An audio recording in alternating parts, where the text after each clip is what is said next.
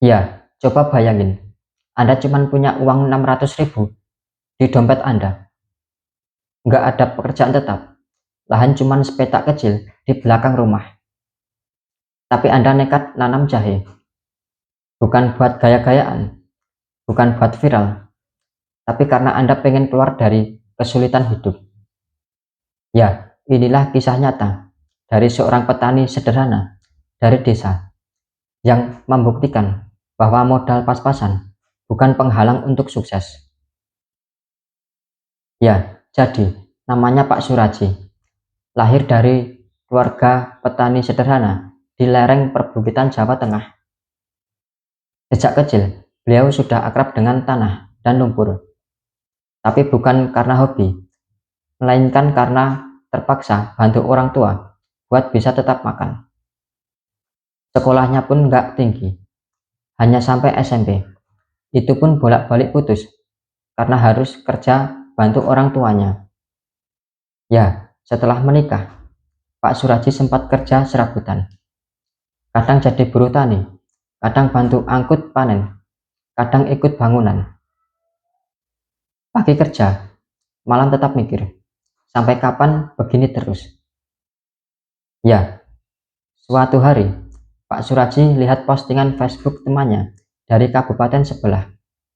Foto hasil panen jahe merah diborong tengkulak, katanya dapat 10 juta dari 500 kilo jahe. Buat Pak Suraji, angka itu besar. Ya, kemudian beliau mulai cari tahu apa bisa nanam jahe di lahan kecil, berapa biayanya, dan berapa lama panennya. Setelah tanya sana sini dan nonton video-video petani di YouTube, beliau mulai mantap. Duit tabungan terakhir, yaitu 600.000 rupiah, dibelikan bibit jahe, polybag, dan pupuk seadanya. Orang-orang bilang beliau nekat, tapi bagi Pak Suraji, itu bukan nekat. Ini usaha terakhir sebelum menyerah sama keadaan. Ya, Pak Suraji nggak ikut pelatihan resmi, nggak ada penyuluhan pertanian datang ke rumah. Tapi beliau punya guru yang setia, yaitu pengalaman dan kesalahan. Di awal tanam, banyak rimpangan jahe yang busuk, salah siram air, salah takaran pupuk. Beliau sedih, tapi beliau nggak menyerah. Setiap malam, beliau tonton video-video petani sukses di ponselnya. Dia mulai catat satu persatu, yaitu cara buat pupuk organik, takaran air, cara cegah hama, penyimpanan ringan, dan pelan-pelan beliau belajar. Bertani bukan cuma soal tanam, tapi soal paham. Ya, panen pertama cuma dapat 50 kilo jahe. Kalau dihitung-hitung, untungnya tipis, tapi itu cukup buat semangat lanjut tanam lagi.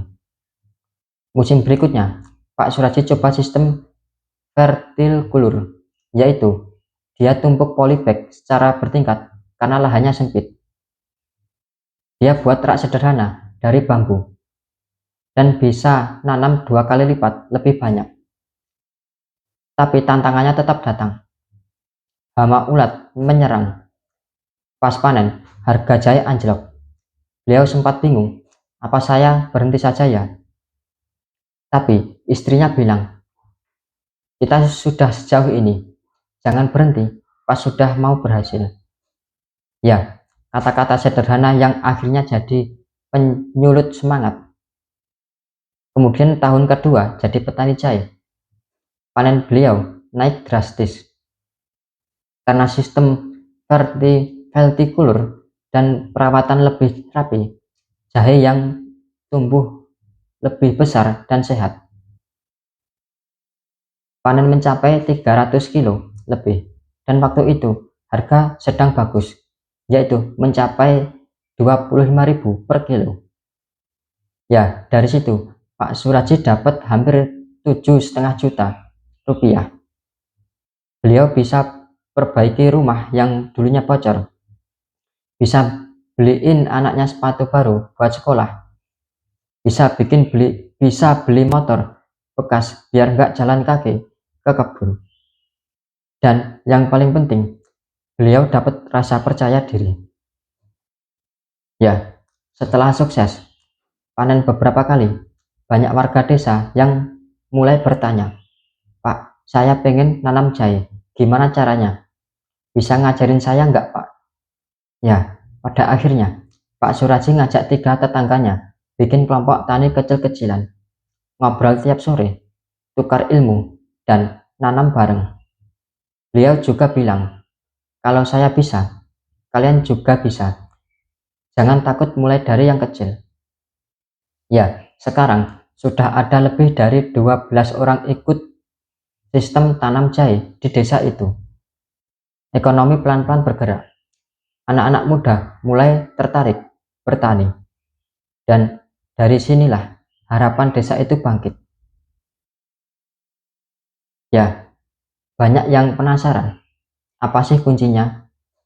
Kemudian Pak Suraji cuman bilang, "Jangan gengsi, belajar dari siapapun. Kerja itu bukan soal cepat, tapi konsisten. Modal kecil jangan buat minder, tapi buat berpikir lebih kreatif. Jangan takut gagal, karena di balik kegagalan ada pelajaran paling mahal." Dan yang terakhir, jika Anda percaya sama kerja keras Anda, tanah sekecil apapun bisa jadi ladang rezeki. Ya, teman-teman, kita hidup di zaman yang serba cepat. Tapi jangan lupa, kesuksesan itu bukan perlombaan, tapi perjalanan. Pak Suraji bukan orang kaya, bukan investor, bukan sarjana pertanian, tapi beliau punya sesuatu yang jauh lebih kuat dari itu semua, yaitu kemauan untuk berubah.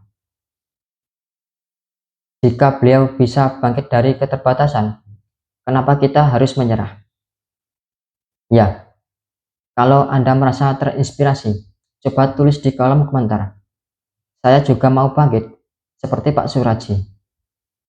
Dan jika Anda punya kisah perjuangan yang sama, jangan ragu untuk berbagi. Siapa tahu cerita Anda bisa jadi cahaya bagi yang lain. Jangan lupa like, share, dan subscribe channel ini, biar makin banyak orang tahu bahwa dari desa pun kita bisa sukses. Salam dari saya, Dosis Pas, kisah inspiratif.